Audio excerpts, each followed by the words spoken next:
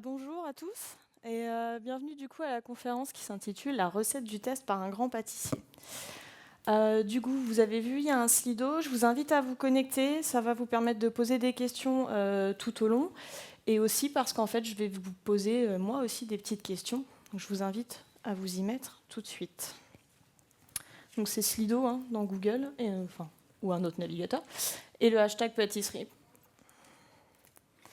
Alors on est en fait sur le talk sponsor Société Générale, donc du coup je vais faire une petite aparté sur la Société Générale. Déjà sur Twitter vous pouvez nous suivre avec le SG Inside IT. Et j'ai inventé un hashtag mais je l'avais rechangé, mais c'est pas grave, Devox FR ou un Devox SG. Du coup, si vous avez eu l'occasion de vous rendre sur le stand, que la Société Générale, ça vous intéresse, moi je vous invite à aller sur le site careers.sociétégénérale.com. Il n'y a pas loin de 2200 offres, donc il y en a peut-être une pour vous. Puis je vais vous donner quelques chiffres clés sur l'IT à la Société Générale. C'est quand même 23 500 personnes, dont à peu près 66% sont des internes. C'est pas loin de 10 000 networks, et c'est 3,5 milliards de budget en 2017. Donc maintenant, Société Générale, une banque. Dans la banque, il y a quelque chose qui est assez important, c'est Know Your Customer, c'est le KYC. Eh ben, on va faire un petit KYC. Moi, j'ai envie d'apprendre à vous connaître. Donc du coup, vous allez sur le Slido avec le hashtag pâtisserie. Et en fait, je viens normalement, si ça marche bien, de vous ouvrir une petite enquête. Voilà. Pour apprendre un petit peu qui vous êtes. Donc est-ce que vous êtes des gens comme moi, tout à fait parfaits, c'est-à-dire testeurs, QA, des gens qui ont le savoir, donc plutôt business analyst, product owner. Des geeks, normalement au Devox je devrais avoir une majorité de geeks, j'espère. Ou des gens qui sont perdus, ça arrive, on ne sait jamais. Ou des chefs, il n'y a pas de souci. Ils sont les bienvenus aussi. Voilà. Ah Donc ça continue un petit peu à voter. Et effectivement, une majorité de geeks quand même. Il y a quand même des gens perdus, c'est bien. C'est intéressant. Vous inquiétez pas, même si vous êtes perdu, vous allez comprendre normalement, il n'y a pas de souci. Ça bouge encore, ça continue à se perdre.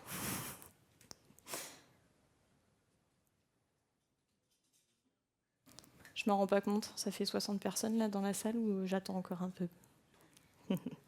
Ok. Hop. Donc maintenant je sais un petit peu plus qui vous êtes. Donc comme je m'y attendais, hein, plutôt des geeks. Je vais me présenter aussi. Donc Amandine Fournet, je travaille à la Société Générale depuis 4 ans, mais ça va faire maintenant 2 ans que je suis QA. Et finalement, QA, c'est pas forcément le métier le mieux vu du monde. Pourquoi ? Parce que vos collègues, ils sont pas toujours trop cool avec vous. En fait, ça va dépendre de vos collègues. Il y en a, ils sont cool quand même. En fait, il y a 3 populations qui vont vous entourer au quotidien. La première, c'est plutôt la famille des développeurs. Alors la famille des développeurs, le QA, comment ils le voient ? Plutôt homme invisible. C'est-à-dire que dans l'idée, le QA, c'est la même chose qu'un billet, c'est la même chose qu'un manager, etc. C'est des gens qui comprennent rien aux techniques. Donc voilà, on s'en fiche un petit peu. Dans le meilleur des cas, ils ont compris que vous étiez la personne un petit peu relou qui allait leur demander de faire des tests. Mais ça, c'est vraiment si vous performez, hein, qu'ils arrivent à peu près à cibler qui vous êtes. La deuxième population, les business analysts. Alors eux, ils se frottent les mains. Parce que les business analysts, ils se sont dit un truc. Ils se sont dit que s'il y avait un QA dans l'équipe, plus jamais ils feraient de scénario de test. Plus jamais ils en écriraient et ils en dérouleraient.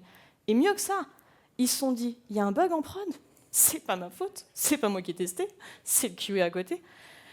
Autant vous dire que j'espère pour vous que si vous êtes QA, vous avez numéro bis dans votre équipe pour aider à réduire le nombre de coups de fouet, parce que ça va faire mal. Et ensuite, parce que il y a un peu de positif, il y a les managers. Alors eux, on leur a expliqué que s'ils prenaient un QA dans l'équipe, il n'y aurait plus jamais de bugs sur leur application. Vous voyez Harry Potter face à vous savez qui ? C'est le QA face au bug. L'histoire ne dit pas qui a survécu à la fin. Après. Donc voilà un peu comment le métier il est perçu. C'est pas quand même une très jolie image. Et c'est ça aujourd'hui qu'avec vous j'ai envie de changer un petit peu. Donc dans mon titre, je vends quand même de la pâtisserie. Vous allez dire, d'accord, elle est gentille, mais c'est quoi le lien entre QA, testeur, là, et de la pâtisserie ?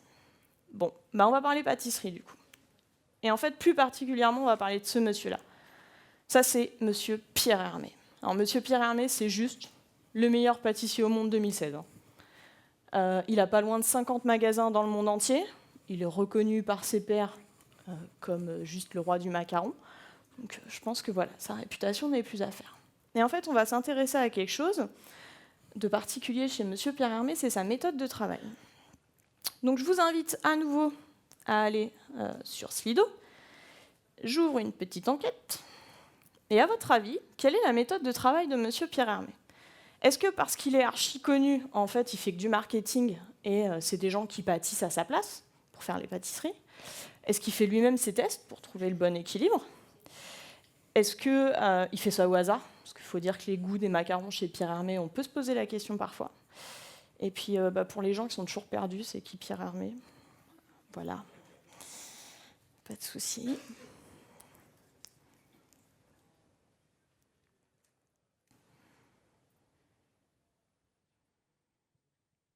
Ok, donc vous êtes plutôt du genre à penser qu'il fait des tests dans sa cuisine pour trouver le bon équilibre.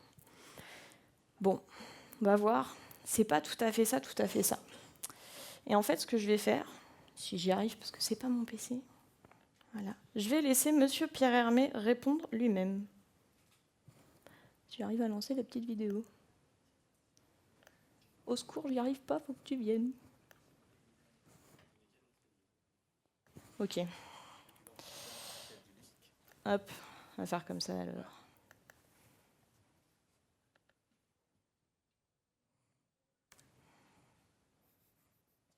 Comme un styliste de mode, Pierre Hermé dessine ses projets de gâteaux sur papier avant de les réaliser.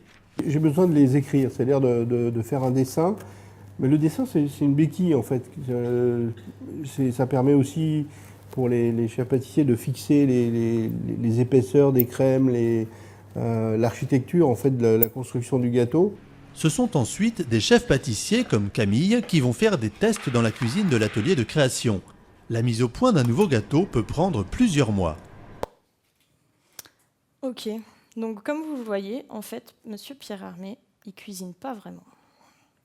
Ou en tout cas, il a des gens pour l'aider. Hop, je remets en diapo. Du coup, moi, j'ai résumé sa méthode de travail de la façon suivante. On a Monsieur Pierre Hermé qui a une idée, il prend son stylo, il l'écrit, puis il y a des gens qui le font, et à la fin, on a ces magnifiques pâtisseries. Finalement, qu'est-ce qu'on voit? On a un monsieur au départ, on a une pâtisserie à la fin, on parle d'un pâtissier.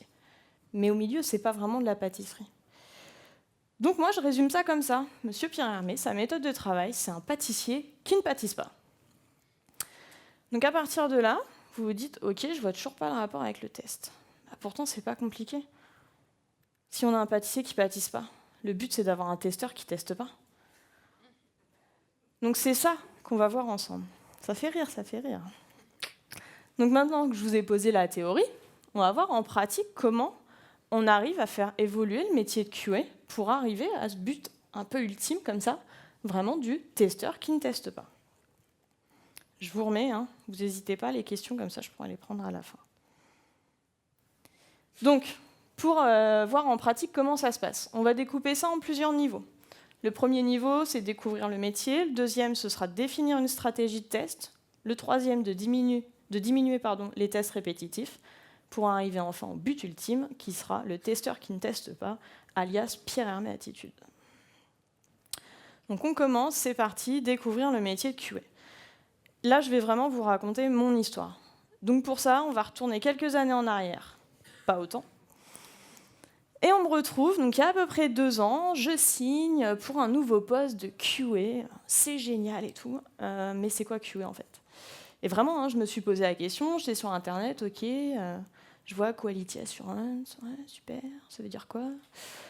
Je savais pas trop. Puis on m'a dit c'est testeur. Et en fait, avec le recul, je sais qu'un QA, c'est pas qu'un testeur. Est-ce que vous dites d'un pâtissier que c'est un casseur d'œufs? Je pense pas. Pourtant, il casse des œufs, on est d'accord. Il n'y a pas de souci, pour pâtisser, on est obligé de casser des œufs.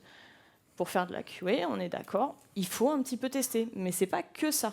Donc il faut surtout pas réduire le terme de QA à testeur. On pourrait plus le traduire par qualiticien, pas très beau, mais au contrôleur de qualité. Donc bon, admettons au début, vous savez pas trop, on vous dit bon bah QA c'est testeur, bah, c'est parti, hein, on teste. Mais alors on teste quoi? Pour ceux qui connaissent Le Meilleur Pâtissier et les recettes de Mercotte avec tous ces trous, vous voyez un peu la solitude des pâtissiers quand ils ne savent pas quoi faire. J'ai vécu la même chose, je ne savais pas quoi tester. J'étais un petit peu toute seule. Et du coup, je ne savais vraiment pas quoi faire. Et puis au final, je me suis dit, on va tester du bug. Parce que finalement, il n'y a que ça qui va vraiment vous aider à apprendre votre métier et surtout à connaître votre application. C'est les points faibles de votre application qui va vous intéresser. C'est le manque de qualité qui vous intéresse finalement. Si tout va bien, il n'y a pas d'intérêt.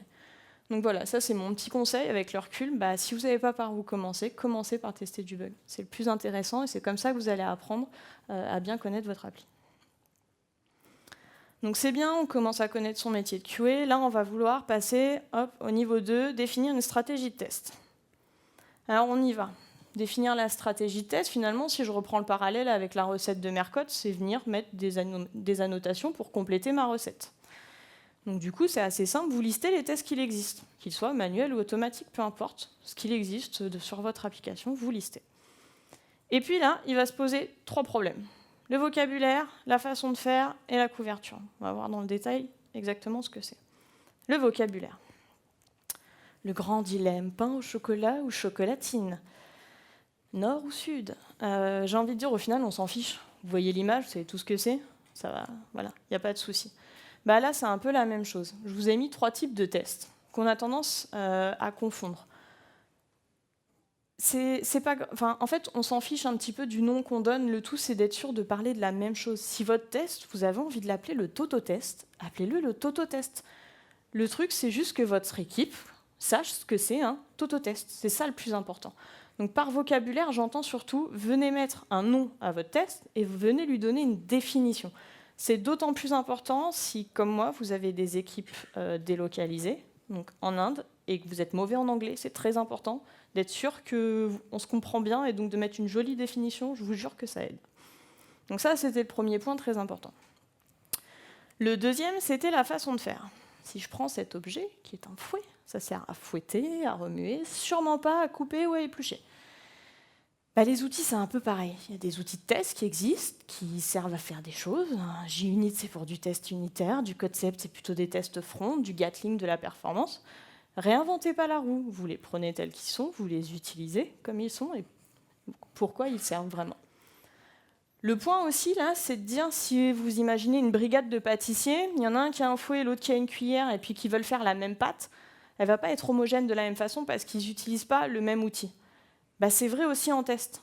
C'est-à-dire que si vous avez défini qu'un test unitaire, ça se faisait avec du JUnit, tout le monde en fait avec du JUnit.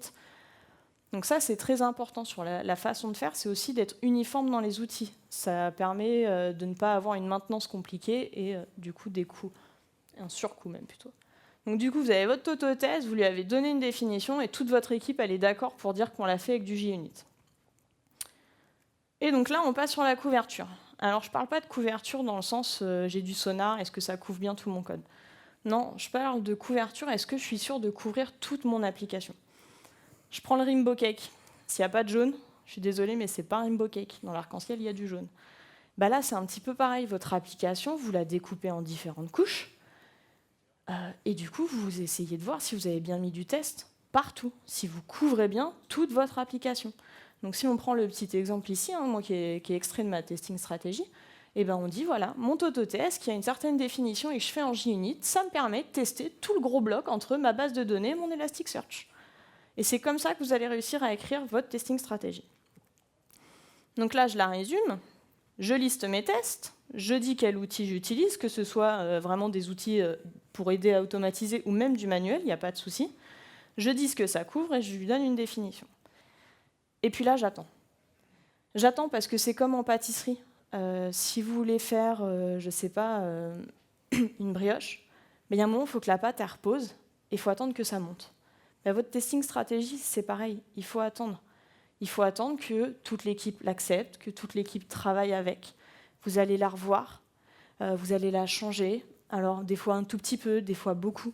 Moi, en moins de 2 ans, en 1 an, je l'ai réécrit 5 fois, ma testing stratégie.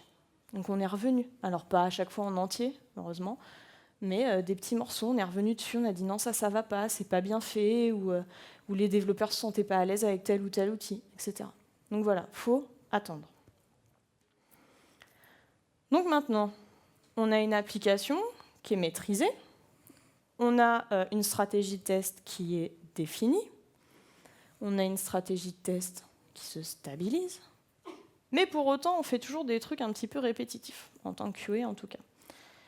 Bah là, si je reprends Pierre Hermé, le parallèle avec Pierre Hermé, je me dis, ok, il a lu la recette du macaron, il sait l'appliquer, pourtant, il y a un moment, il a peut-être envie d'arrêter de battre les blancs en neige. C'est peut-être un petit peu pénible. Je veux dire, quand on s'appelle Pierre Hermé, s'éclater à battre des blancs en neige, je ne suis pas sûre que ce soit terrible.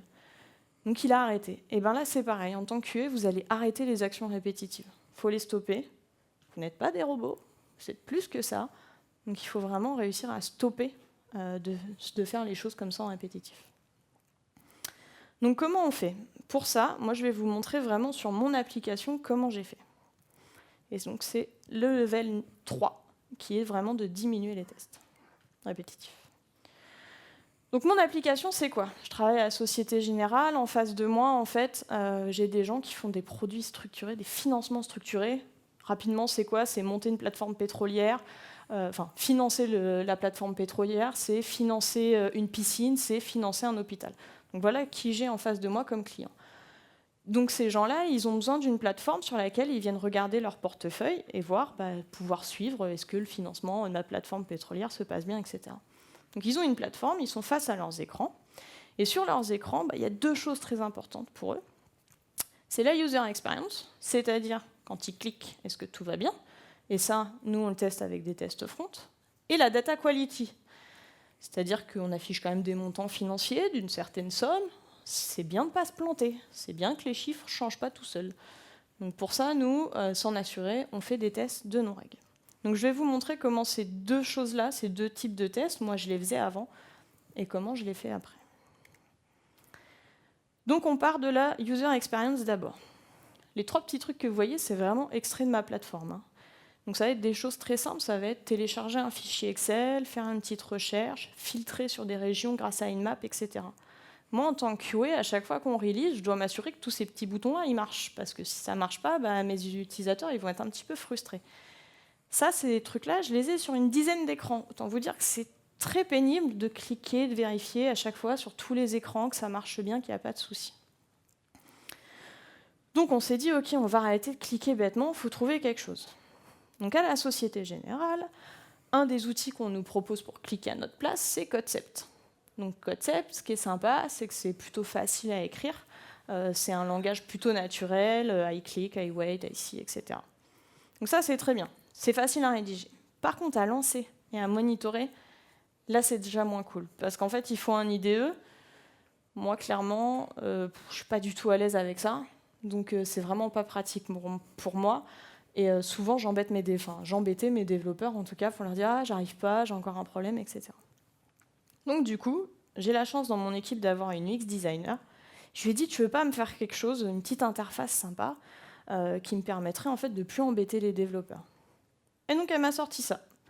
Je vous présente le Front-End Acceptance Testing qu'on appelle FAT. Alors, le FAT, comment il se découpe? Ici, je choisis mon environnement. Donc, c'est hyper simple, je n'ai pas besoin de me prendre la tête à trouver le fichier de config, de properties, de je sais pas quoi. Non, je clique. Je veux l'intégration, je veux l'UAT, je veux le MOL, clac, clac, je choisis. Ensuite, je peux lancer mes tests. Je choisis d'en lancer un, plusieurs, peu importe. Je fais mon choix. Je lance ça à la volée. Et derrière, je monitore mes résultats avec un petit système de réponse. Vous le reverrez après, le graphique là est aligné entièrement avec la charte Société Générale, ce qui permet en fait d'avoir des outils un peu open source, mais internes Société Générale quand même. En tout cas, la SG, d'autres personnes peuvent le réutiliser.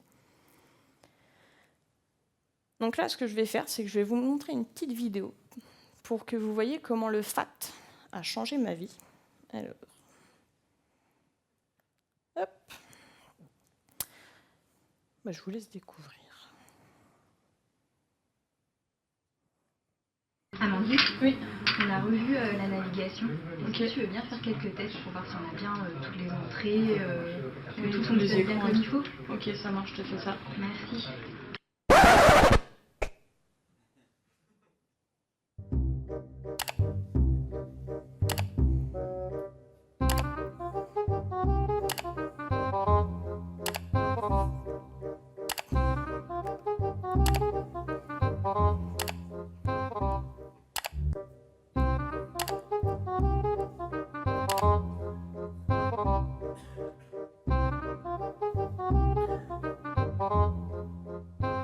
Daniel ? Oui. C'est bon, j'ai vérifié toutes les entrées, tout marche correctement, on a bien accès à tous les écrans. Super, merci beaucoup. De rien.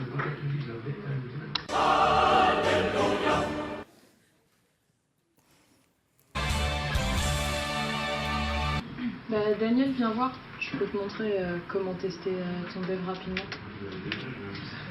Oui. Je sélectionne juste l'environnement, du coup en intégration, c'est la navigation bar que tu as revue. Je lance les tests. Donc là, voilà. tout fonctionne. Tout fonctionne, tout y Parfait. est. Amandine, celle qui teste plus vite que son ombre. Alors vous l'aurez compris, c'est légèrement exagéré.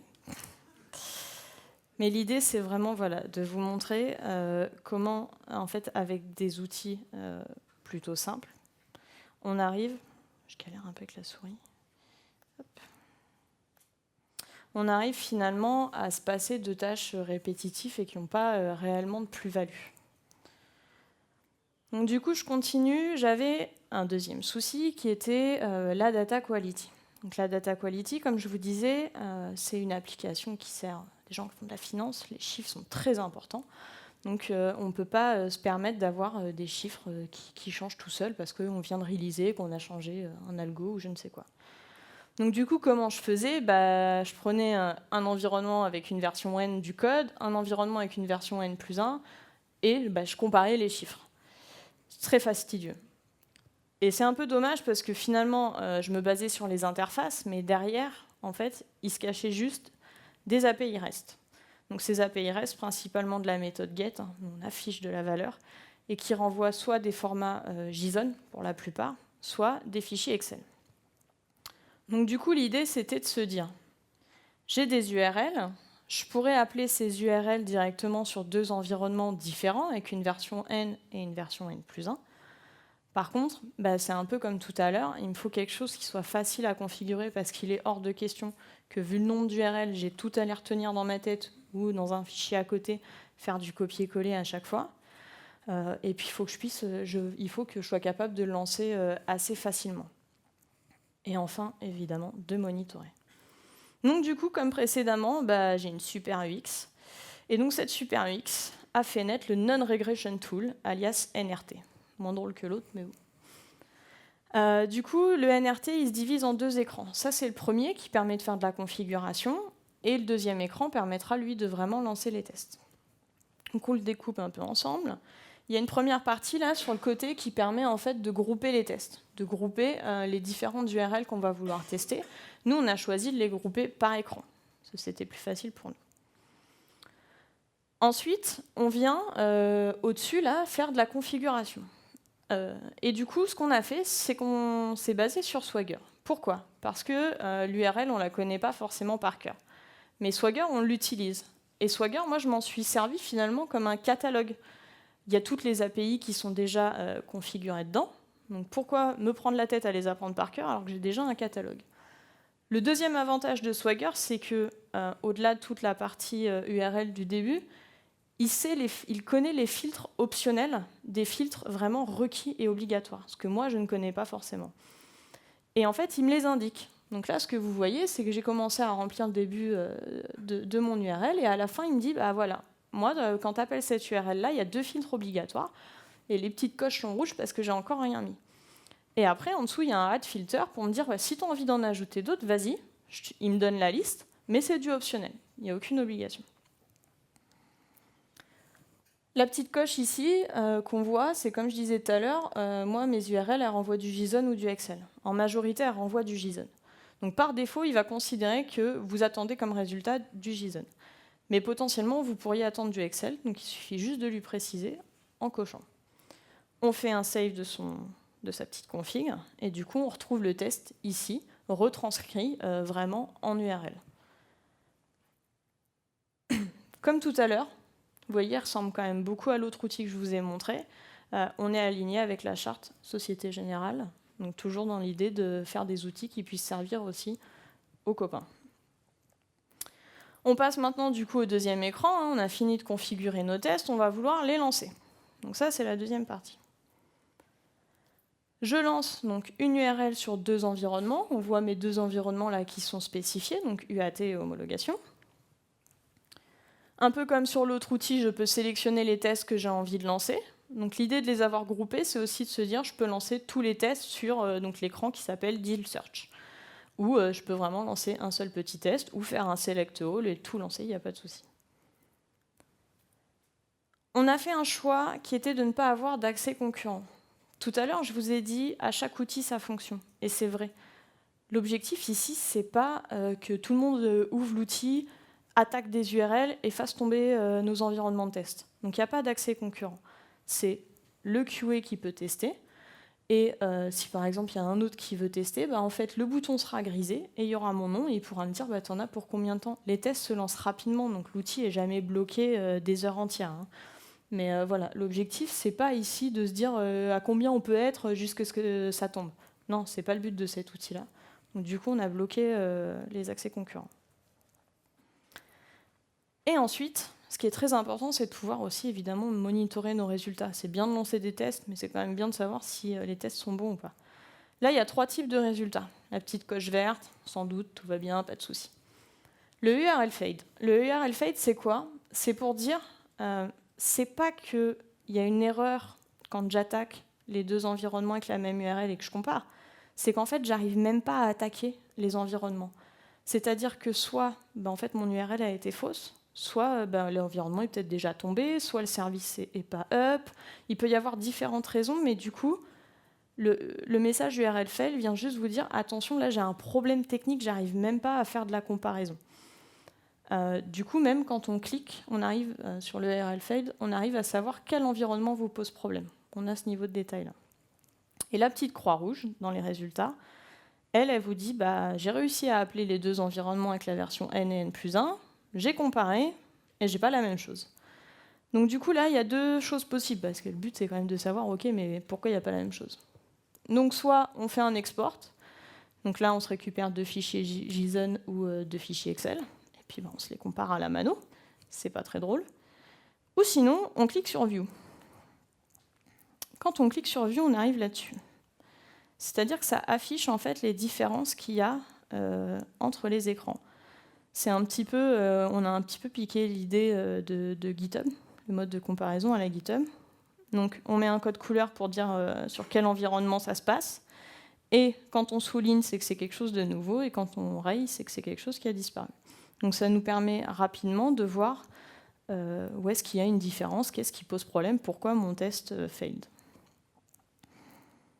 Donc un petit peu comme tout à l'heure, je vous propose une petite vidéo pour vous montrer comment finalement je teste en regardant deux écrans, chaque écran, chaque environnement, je fais ma non-règle à j'utilise cet outil-là qui me permet de faire de la non-règle beaucoup plus vite.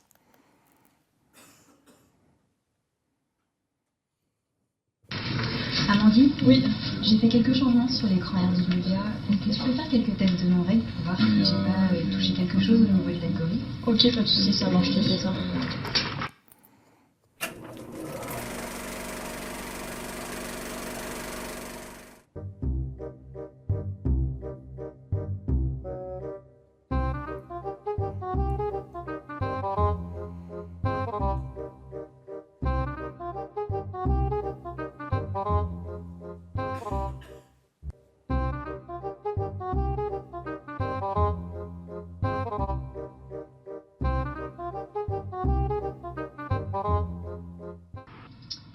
Bon bah Daniel, c'est bon, ça y est, j'ai enfin fini la non-règle, tout est ok, l'algo c'est toujours le même. Merci pour ton dev. Top, merci. Daniel, va voir, je vais te montrer comment tester ça rapidement. Ouais. Du coup, ici, en fait, on a notre config. Donc, c'est déjà fait. Tu m'as demandé de tester le RWA. Je sélectionne mes tests. Je lance. C'est vert, c'est vert, c'est vert. Bon, bah, ton dev est bon. C'est validé. Amandine, la testeuse one-click. Bon, toujours la même idée, hein, petite touche humoristique. Non, tu veux plus que je sorte? Non.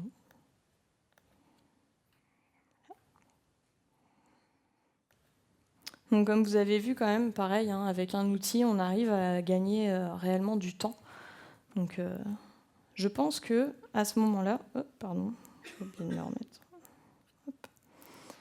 À ce moment-là, finalement, on approche réellement du but ultime, qui est le testeur qui ne teste plus, ou pas. Donc la Pierre Hermé attitude. Pourquoi je dis ça ? Évidemment, vous testez toujours, mais en tout cas, vous ne faites plus d'actions répétitives. Et du coup, ça permet quoi ?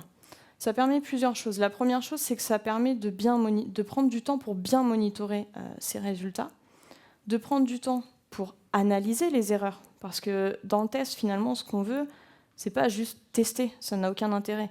Ce qu'on veut, c'est quand on teste et qu'il y a un souci, on veut avoir le temps d'analyser et se donner les moyens d'analyser les erreurs pour pouvoir les corriger. Et ça a aussi amené quelque chose d'autre, c'est de pouvoir anticiper. C'est-à-dire que maintenant, quand les business analysts ou le PO vient avec un nouveau besoin, un nouveau projet, comme on a des outils, qu'on est bien équipés, finalement, c'est assez facile de se dire on va faire ça comme test. Vous allez créer tel service, etc. Très bien, on va tout de suite les configurer dans les outils, et on va pouvoir tester très rapidement. Il n'y aura pas de longue phase de test.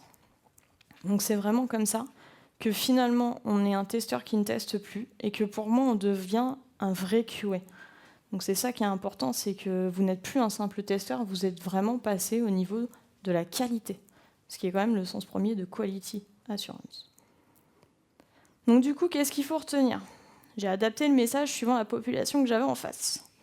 Pour les gens qui étaient parfaits, ce qu'il faut retenir, c'est que c'est beaucoup de patience et de travail. Comme je vous l'ai dit, la testing stratégie, revue 5 fois en 1 an. Aujourd'hui, donc ça va faire 2 ans que je suis QA, les outils que vous avez vus, je suis encore en train de les tester. Là, il faut de la patience, parce que ça rend dingue. Tester des outils de test, je peux vous jurer que ça commence à devenir compliqué. Parce que ça veut dire quoi ? Ça veut dire que je fais les choses à la mano, que je les fais dans l'outil, et que je m'assure que les deux sont d'accord. Donc c'est vraiment très long, et il faut vraiment beaucoup de patience et beaucoup de travail. Pour le public plutôt, les sachants, les geeks, les chefs, ce que j'aimerais que vous reteniez, c'est qu'un QA, c'est plus qu'un testeur. Si dans vos équipes, vous avez des QA, mais que finalement, avec cette présentation, vous vous rendez compte qu'ils sont plutôt en mode testeur, aidez-les à avancer, aidez-les à aller au-delà. Ce n'est pas des robots, l'objectif, c'est qu'ils voient plus loin. Donc oui, il faudra s'équiper peut-être d'outils. Oui, ce sera long, mais il y aura une vraie plus-value. Sinon, on aurait tout bêtement des robots. Et pour le dernier public qui s'était perdu, retenez que les macarons, c'est bon. Non, le truc, c'est que tout le long, je me suis un petit peu inspirée de Pierre Hermé, où je me suis dit, waouh, le mec est tellement bon dans ce qu'il fait qu'il pâtisse plus vraiment, et pourtant, personne n'osera dire que c'est pas un pâtissier.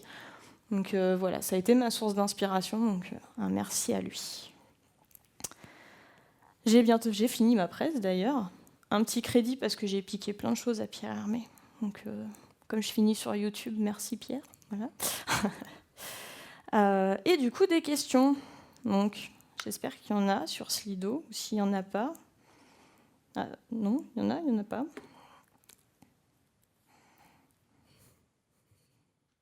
J'ai perdu le truc. Où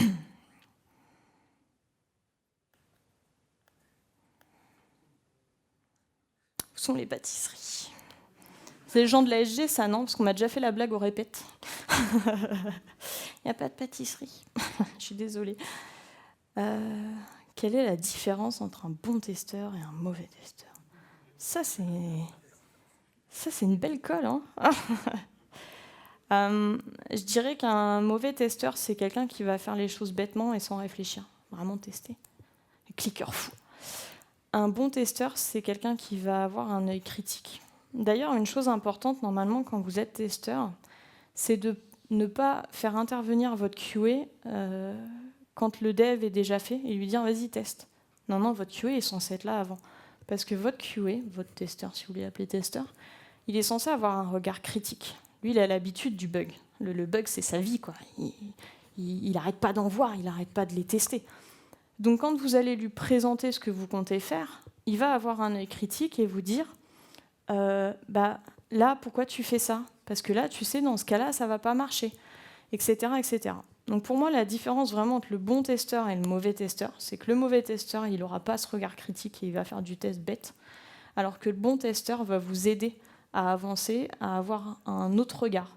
Et c'est d'ailleurs normalement ce qu'on a dans les Sri Amigos. Il est censé être là. C'est bien qu'il ne sert pas à rien. Donc voilà, c'est vraiment important et c'est ça d'être un bon testeur.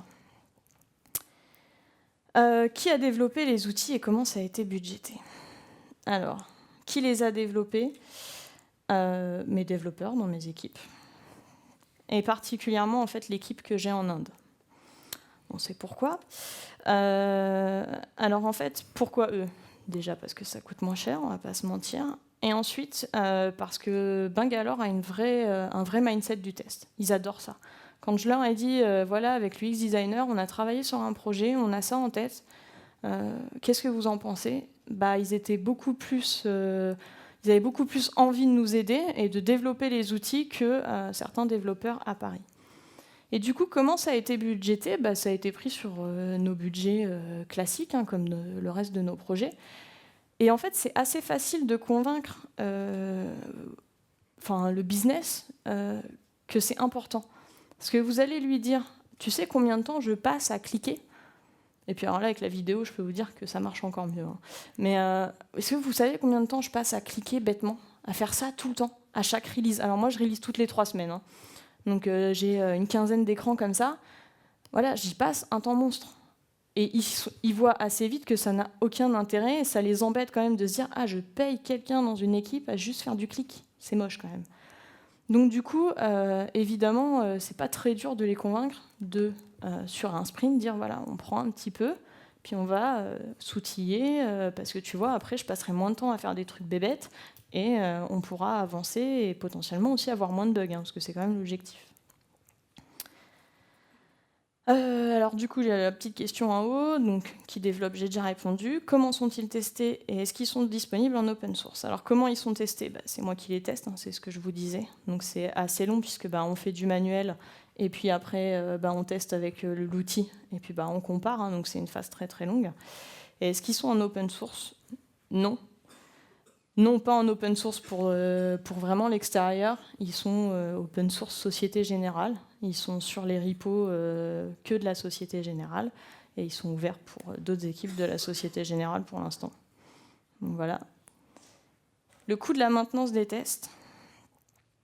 Pour le coup, en fait, les 2 outils que je vous ai montrés, il y a une chose importante, c'est de les mettre en place que quand c'est stable. Je m'explique. Le premier outil, c'est pour tester vraiment un écran et faire du clic. Si votre écran, vous êtes en train de le développer et qu'il est en train de changer en permanence, ça ne sert à rien de mettre du test automatique pour l'instant dessus, puisqu'en fait, effectivement, vous allez passer votre temps à revoir le test. Il faut attendre que l'écran soit bien stable. Donc une fois qu'il est stable, on peut mettre les tests. Et là, la maintenance... il n'y en a pas énormément, je veux dire, les écrans, ils ne changent pas tous les matins chez nous, ils sont quand même assez stables. Donc après, la maintenance, elle est assez faible. Sur l'histoire des URL, c'est un petit peu la même chose. Oui, il y a du LinkedIn qui s'affiche. C'est pas mon PC. Du coup, voilà, pour les URL, c'est un petit peu la même histoire. Si vous êtes en train de faire des nouvelles choses, c'est pas la peine tout de suite de mettre du test automatique. Faut attendre que ce soit un petit peu plus stable. Et voilà, les API ne changent pas tous les 4 matins non plus. Quel est l'apport par rapport à Cucumber? Je dirais que c'est pas du tout la même chose. Pour moi, Cucumber, c'est pour tester du fonctionnel. Cucumber, normalement, si on fait les choses bien, on est avec son PO, on a son dev, on a le QA, et en fait, on se met d'accord sur un vocabulaire, on se met d'accord sur qu'est-ce que doit faire la feature. Et Cucumber, finalement, c'est juste un outil qui va nous aider à, 1, vérifier qu'on parle tous bien de la même chose, et 2, venir automatiser, effectivement, mais automatiser un comportement, vraiment, une fonctionnalité. Alors que là, les 2 outils que je vous ai montrés, ils servent. Le premier, le FAT, il sert à faire du clic, donc juste à s'assurer que la user experience n'est pas dégradée. Et le deuxième, il sert juste à faire de la non-règle. Donc pour moi, ce n'est pas du tout la même chose. Alors ça peut paraître bizarre parce que du coup, ça démultiplie un peu les outils, mais en même temps, il ne faut pas tout mélanger. C'est à chaque outil son type de test et son objectif. C'est en mélangeant que finalement, ça devient pire que mieux. Donc oui, des fois, ça fait beaucoup d'outils. parce que je vous en ai montré 2 qu'on a fait nous-mêmes, mais on a des cucumbers, on a plein d'autres choses, hein. On fait du Gatling pour faire les performances, etc. Donc oui, ça en fait beaucoup, mais au moins, à chaque outil, son utilité et sa fonction. Alors, test dans un même outil, est-ce possible ? Finalement, ça vient avec ce que je viens de dire. C'est pas impossible, mais je pense que ça peut vite devenir confusing, en fait. Donc, c'est pas forcément ce que moi, je préconiserais. Mais après, chacun voit midi à sa porte, finalement. Donc, voilà, c'est pas ce que je préconiserais, mais oui, ça pourrait être tout à fait possible. Je crois que je les ai toutes faites, normalement. Sauf s'il y en a d'autres. Il y a 19 questions au total, quand même. Oh là là. Je vais descendre. Ça, j'ai fait.